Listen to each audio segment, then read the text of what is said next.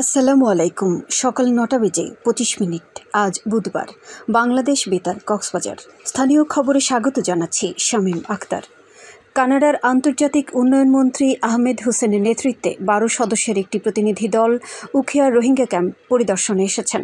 গতকাল প্রতিনিধি দলটি জাতিসংঘের খাদ্য ও কৃষি সংস্থা FAO এবং প্রাকৃতিক সম্পদ অধ্যয়ন কেন্দ্র CNRS এর বাস্তবায়নে পরিচালিত রাজা পালংয়ের হাতিমোড়া এলাকায় প্রতিষ্ঠিত একটি কৃষি উৎপাদন ও বিপণন কেন্দ্র পরিদর্শন করেন।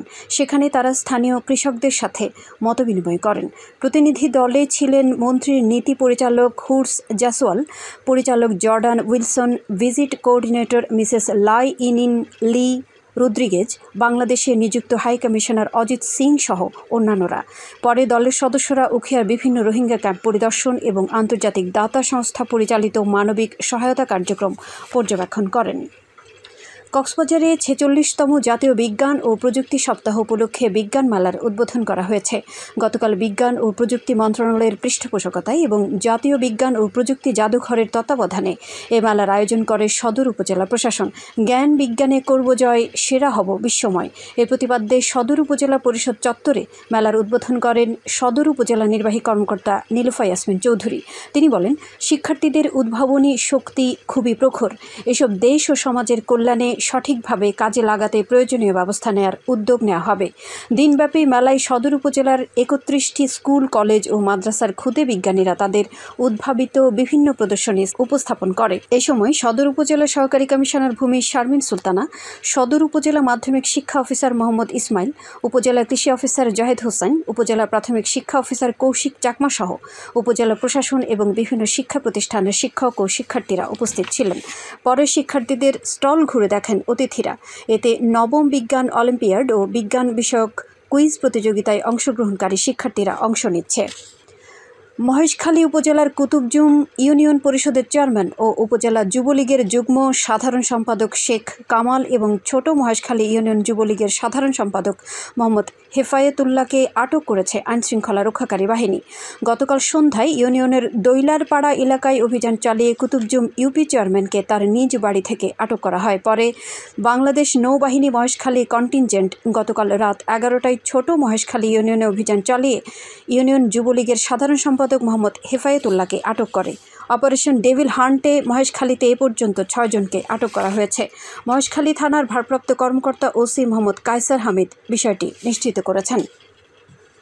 টেকনাফ উপজেলায় নাফ নদীতে মাছ ধরার সময় বাংলাদেশি ৪ জেলেকে ধরে নিয়ে যাওয়ার অভিযোগ উঠেছে আরাকান আর্মির বিরুদ্ধে।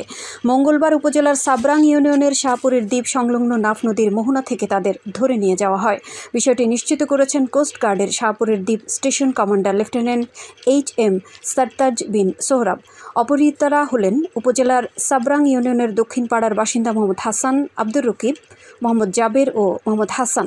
বিজিবি ও সংশ্লিষ্ট বাহিনী উদ্ধার কার্যক্রম চালাচ্ছে বলে জানিয়েছেন উপজেলা নির্বাহী কর্মকর্তা ইউএনও শেখ এহসানুদ্দিন। মিয়ানমারের অভ্যন্তরে সংঘাতের কারণে সীমান্তের ওপারে অধিকাংশ এলাকা আরাকান আর্মির দখলে রয়েছে। আরাকান আর্মির লোকজন জেলেদের ধরে নিয়ে গেছে বলে ধারণা করা হচ্ছে বলেও জানান তিনি। কক্সবাজারে ৪০,০০০ পিস ইয়াবা ট্যাবলেট পাচার মামলায় এক আসামিকে যাবজ্জীবন কারাদণ্ড, ৫০,০০০ টাকা অর্থদণ্ড, অনায়াদে আরও ১ বছর বিনাশ্রম কারাদণ্ড দেওয়া হয়েছে। অতিরিক্ত জেলা ও দায়রা জজ পঞ্চম আদালতের বিচারক নিশাত সুলতানা গতকাল এ রায় ঘোষণা করেন। দণ্ডিত আসামি হল টেকনাফ উপজেলার সাবরাং ইউনিয়নের ডেইলপাড়ার আব্দুস সালামের ছেলে হাশেম।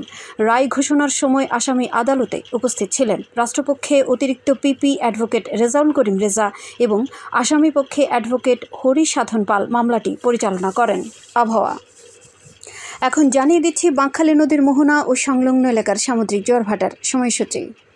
আজ ভাটা শুরু হবে সকাল 10টা 34 মিনিটে, চলবে বিকেল 5টা পর্যন্ত। সবশেষে পর্যটক বার্তা। পর্যটন নগরী কক্সবাজারে আগত ভ্রমণ পিয়াসুদের সাগরের পানিতে নামার পূর্বে সাবধানতা অবলম্বন করার জন্য অনুরোধ করা হচ্ছে। যারা সাঁতারে দক্ষ নন তাদের পানিতে বেশি দূর যাওয়া উচিত নয়। ভাটার সময় স্রোতের সাগরমুখী টান প্রবল হওয়ায় সাগরের গভীরে ভেসে যাওয়া এমনকি প্রাণহানির আশঙ্কা থাকে। সেই সাথে পর্যটকদের স্বাস্থ্যবিধি মেনে চলার পরামর্শ দেওয়া হচ্ছে। খবর শেষ হলো। আমাদের পরবর্তী খবর প্রচারিত হবে আজ দুপুর 2টা বেজে 55 মিনিটে।